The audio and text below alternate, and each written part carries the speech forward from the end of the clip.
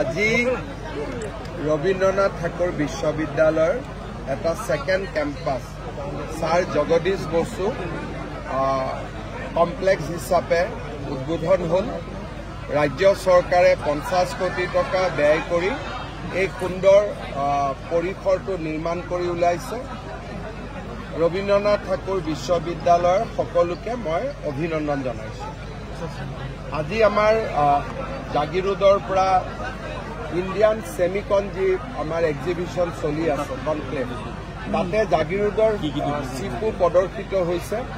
আমাৰ বাবে গৌৰৱৰ বিষয়। অহা বছৰ গোটেই বিশ্ব বজাৰত জাগিৰোডৰ সেমিকন্ডাক্টৰ চিপছেদি ভৰি পৰিব।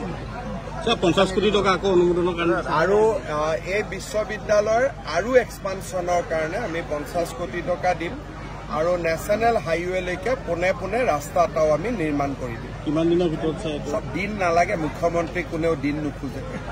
দিন আৰু বাৰ যেতিয়া সুদত টকা দিয়ে তেতিয়া সোধে কোনদিনা ঘূৰাই দিব বুলি।